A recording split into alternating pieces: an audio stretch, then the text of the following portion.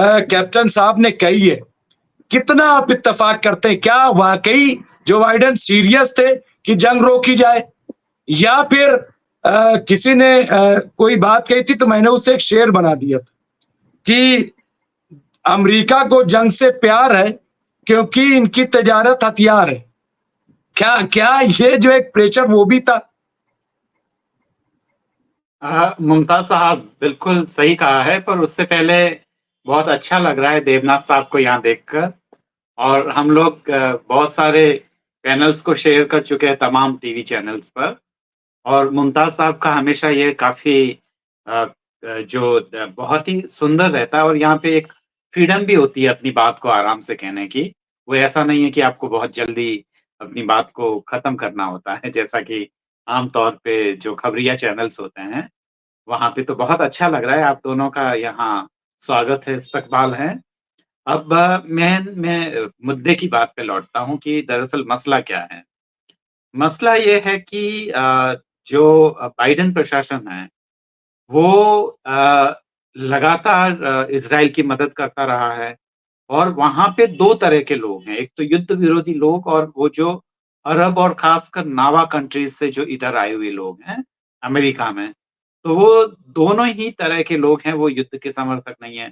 Trump ने एक चीज ये कही कि मैं जल्द से जल्द सत्ता में आते ही इस लड़ाई को रुकवा दूंगा, वो चाहे अरब इजराइल की लड़ाई हो या यूक्रेन और रशिया की लड़ाई हो।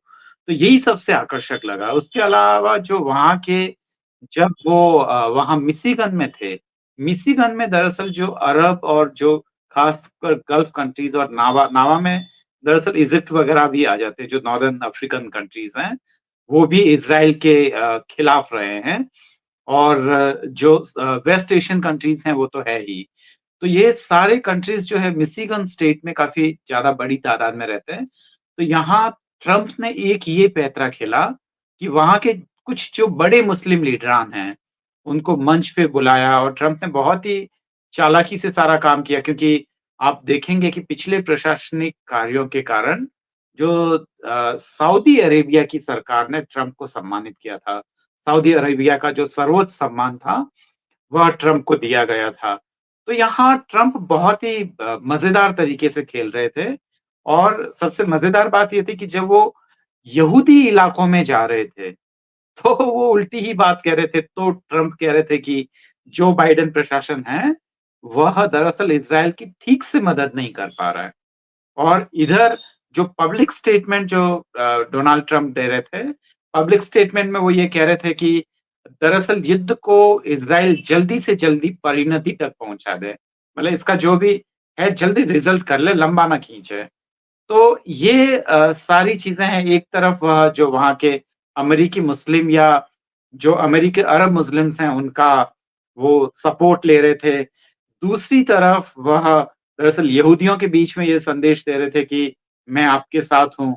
और यहाँ कमला हैरिस यह सार्वजनिक तौर पर युद्ध विरोधियों के सपोर्ट में आने के बावजूद, और वह व्यक्तिगत तौर पर फिलिस्तीनी राष्ट्र की समर्थक होने के बावजूद वह यह माइलेज नहीं ले पाई।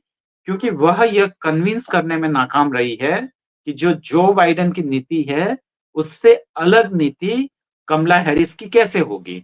और उनपे ये लगातार आरोप भी लगे हैं कि वो दरअसल जो खासकर डिक चेनी करके जो अमेरिका के एक कोई उपराष्ट्रपति थे जिन्होंने इराक पे लड़ाई का आगाज किया था और जबरदस्त तरीके से उसका समर्थन किया था, उनकी बेटी को वह सार्वजनिक मंच पे गले लगा रही है।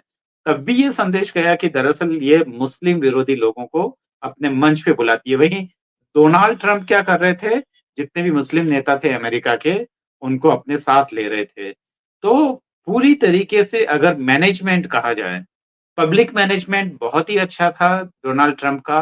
पर वास्तविकता क्या है ये है, क्योंकि दरअसल वहां के जो खासकर जो वोटर्स हैं जो युद्ध विरोधी हैं या जो खासकर जो नावा जो रीजन से आए हुए हैं, तो वो वोटर्स ही देख रहे हैं कि चलो ट्रंप ने ये दोनों बुरे में से किसी एक को चुनना है। तो ट्रंप को, क्योंकि ट्रंप ने एक वादा किया जो अपीलिंग था, और वो ये अपीलिंग वादा ये था कि वो युद्ध को जल्दी रुकाएंगे। पर दूसरी तरफ आप देखिए कि जब वो राष्ट्रपति थे तो बहुत सारे मुस्लिम कंट्रीज़ से आने वाले जो लोग थे, उनको उन्होंने प्रतिबंधित किया था और उन्होंने कहा था कि दरअसल हम ऐसे लोगों को चाहते ही नहीं है जो प्रॉब्लमैटिक हो या हमारे यहाँ आकर प्रॉब्लम क्रिएट करें। तो ये सारी चीज़ें उनके जो व्यक्तित्व में द्वैत है उससे इनकार नहीं किया जा सकता और यह भी उम्मीद नहीं करनी चाहिए कि डोनाल्ड ट्रंप के आने के बाद में कोई हालात बदल जाएँगे। बस खाली ये पूरी तरीके से इलेक्शन की स्ट्रेटजी थी जिसमें वो कामयाब रहे हैं। देखिए हिंदुओं को भी उन्होंने आकर्षित करने के लिए जब नरेंद्र मोदी साहब वहाँ पे गए थे क्वेट वो यूएनओ में शिरकत करने के लिए मीटिंग्स वगैरह में, तब भी डोनाल्ड ट्रंप ने कहा था कि आप मुझसे भी मिलके जाइए।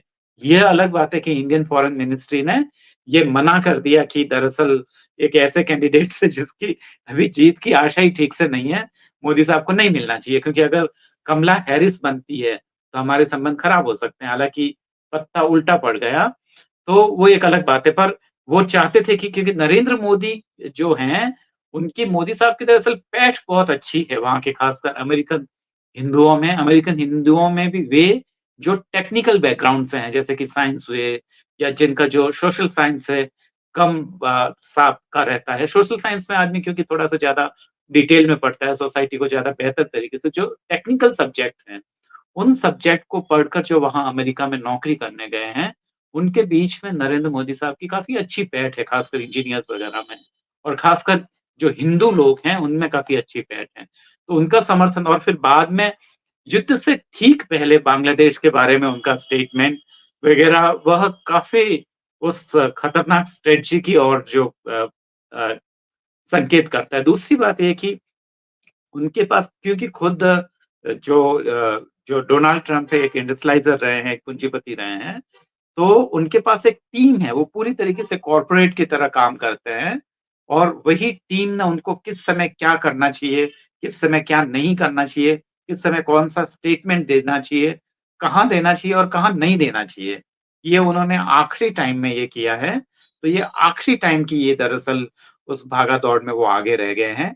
जबकि शुरुआती दौर में या जो पूरे साल भर तक जो मेहनत किया, वो कमला हैरिस ने किया था और आखिरी टाइम की जो परीक्षा से पहले की जो दौड़-धूप होती है, उसमें लगता है कि कमला हैरिस कहीं न कहीं पीछे रह गई है मुमताज़ साहब।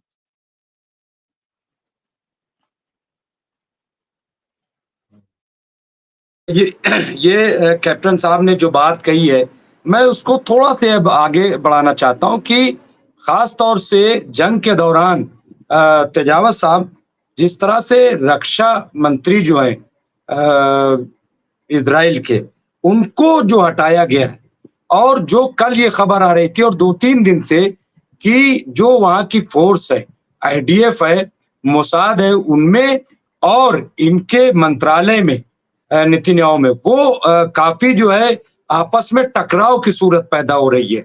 तो और आज रक्षा मंत्री हटा दिए गए। क्या लग रहा है कि ये क्यों ऐसी सूरत पैदा हुई? इसको किस तरह से आप देखते हैं?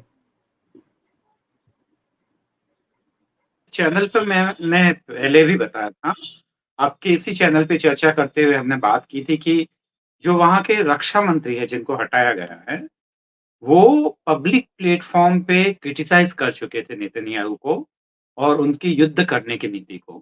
क्योंकि हमने कई बार ये डिस्कस किया है कि जो ख़ासकर अमेरिका और इज़राइल की जो आम आवाम है, वो युद्ध नहीं चाहती है।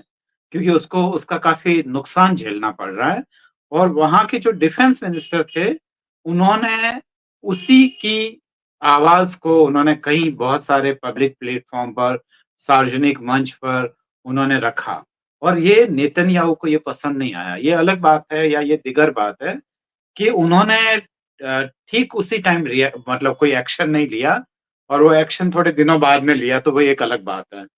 तो ये तो है कि वो उनको हटाया। दूसरा ये है कि जो इज़राइल इन दिनों में जो इतना जो खतरनाक तरीके से लोगों को मारने का जो खेल खेल रहा है, वो तो कोई भी जो संजीदा लोग हैं जिसके कहीं अंदर आत्मा 60,000 लोग मारे जा चुके हैं। कोई मतलब ये कोई कम संख्या नहीं है। तो ये इतनी बड़ी संख्या में, इतनी बड़ी तादाद में लोगों को मारना, तो ऐसे में पर नेतन्याहू को एक पागलपन चढ़ा हुआ है कि वह उसका बदला लेके रहेंगे, पर बदला भी किन से ले रहे हैं? जो मासूम बच्चे हैं, छोटे-छोटे बच्चे हैं, औरतें हैं। अक्सर हम कई बार इन सारी चीज़ों पे, इन सारी मसलों पे हम बात कर चुके हैं। तो अगर उनसे बदला लेना था तो मुझे लगता है कि उनको शायद बदले का कॉन्सेप्ट ही ठीक से नहीं मालूम है। और युद्ध तो तब होता है जब आपकी डिप्लोमेसी फेल हो जाती है। जहाँ डिप्लोमेसी फेल होती है वहाँ से युद्ध का आगाज़ होता है।